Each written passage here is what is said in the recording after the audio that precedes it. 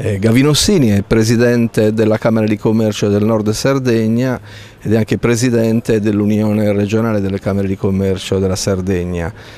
Qui a questo convegno il focus è infrastrutture e trasporti, credo che siano gli elementi essenziali per affrontare i nostri problemi di insularità. Ecco, a lui vogliamo chiedere qual è la situazione attuale,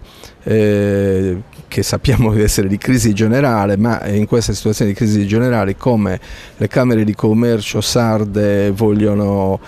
cooperare per poter anche, diciamo, trovare una strada di uscita per quanto è possibile nelle nostre forze e nelle nostre capacità. Infrastrutture e trasporti, due farine importanti per il pane dello sviluppo, e sicuramente insieme a queste dovremo coniugare l'investimento ancora più forte fatto sulla crescita di cultura imprenditoriale, quindi la formazione non solo della classe dirigente ma anche proprio dei nostri imprenditori, e indubbiamente poi grandi dosi e grandi iniezioni di lievito e l'innovazione in questo periodo. Chiudendo questo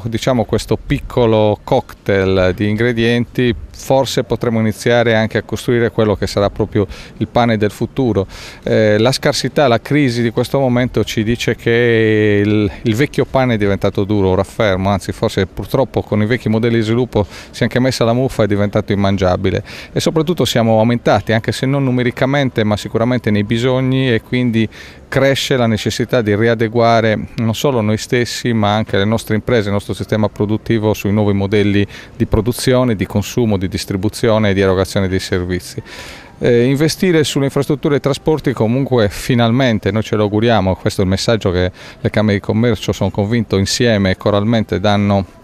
alle nostre istituzioni e soprattutto alla classe politica. Investire su queste due realtà significa investire su delle precondizioni che non solo consentiranno alle imprese che già lavorano e operano sul territorio poter crescere, poter pensare in questo momento difficile di competere col resto del mondo, ma anche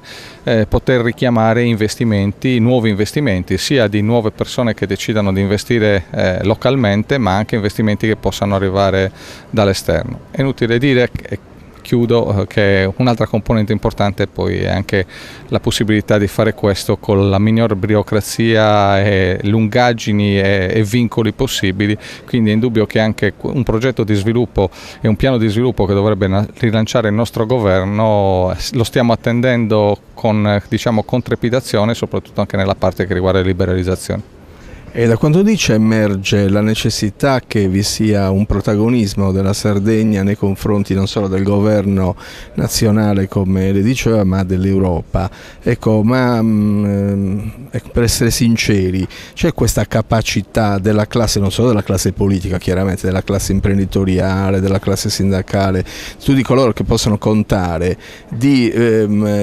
trovare l'amalgama sufficiente per essere credibili anche nelle rivendicazioni che noi dobbiamo fare verso il governo, ma verso l'Europa in particolare. Continuando nella metafora del pane e dell'impasto, molto spesso siamo stati ingredienti che non amalgamavano, e questo però diventa anche, io mi auguro, un percorso non solo di conoscenza ma di coscienza. È arrivato un momento dove, quando l'acqua era alta, forse si poteva anche navigare con più serenità. Ormai che l'acqua si è abbassata, ogni distrazione potrebbe farci prendere una secca o farci incagliare definitivamente.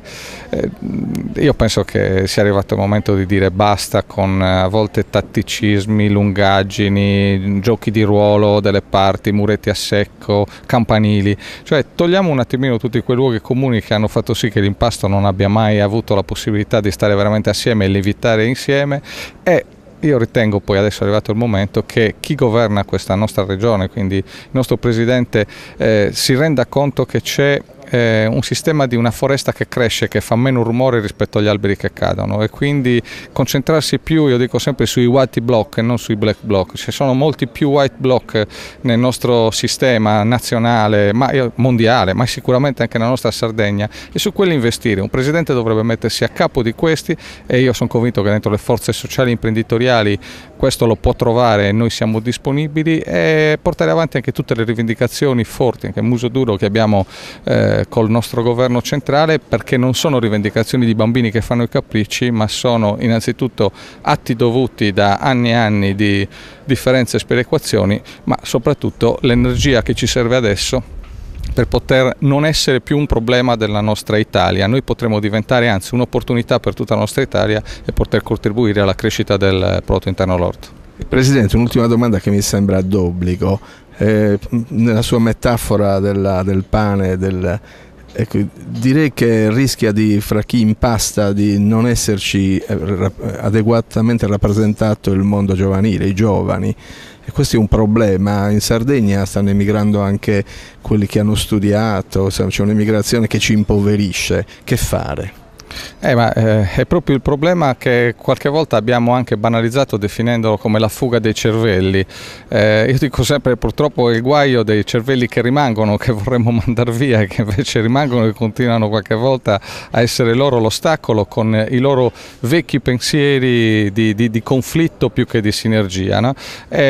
Allora dobbiamo iniziare per prima cosa a guardare dentro il nostro cervello, e quindi io per primo inizio a mettermi la cenere sulla testa e capire se il mio cervello è un cervello che è giusto che rimanga qui e che possa dare il suo contributo. Io sono convinto che se facciamo anche questa analisi critica e togliamo dal nostro modo di pensare i vecchi modelli e i vecchi schemi, e con un po' di coraggio, un po' d'audacia iniziamo a pensare che esiste anche altra soluzione, altro modello, e questo però può passare solo da una grande coesione, allora finalmente capiremo che si deve investire su quella che è la principale risorsa di qualsiasi paese, cioè le nuove energie, i giovani, che troppo spesso sono lasciati da soli perché purtroppo si è disgregato, diciamolo, anche un sistema di valori che faceva sì che si trovassero molto anche in famiglia e nelle relazioni umane, sociali, e anche, chiamiamolo così, quel territorio che teneva i ragazzi uniti, che era un territorio più reale, mentre adesso si va a tenersi più uniti sul virtuale, e questo non sempre ancora l'abbiamo metabolizzato,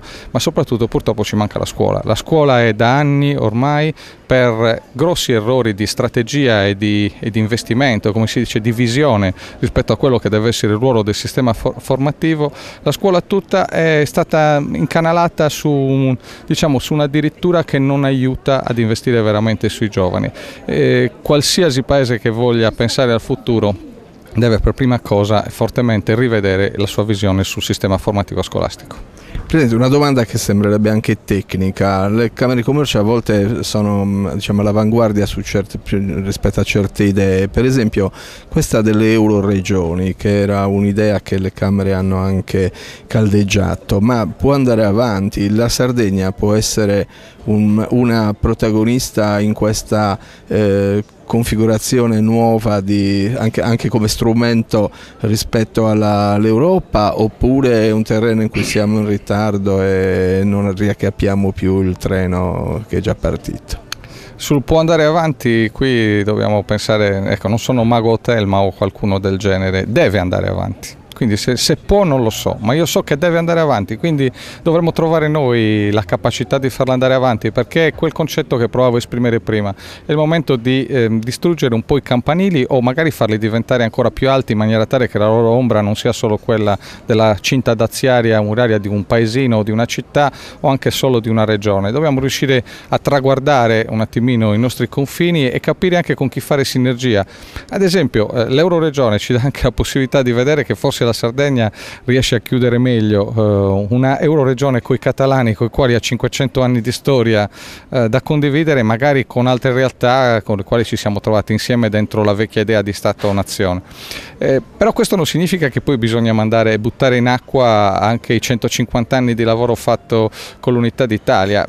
Significa rompere i vecchi schemi che ci vedono assieme in formule rigide. Le formule possono diventare elastiche a seconda anche dei bisogni, quindi non è opportunismo, ma invece io penso che sia una grande apertura, una società aperta, anche un po' in stile popperiano, che faccia capire che i territori possono trovare diverse formule dello stare assieme. L'Euroregione è una formula sicuramente innovativa, forte, che ci consente di guardare sia ad aperture di socialità, di cultura e di rapporto, ma anche sicuramente a mercato, e quindi a nuovi interscambi di mercato, che poi sono la base della risorsa che fa anche andare avanti la socialità e l'investimento, come dicevamo prima, anche ad esempio sui nostri giovani, sul futuro. Grazie Presidente.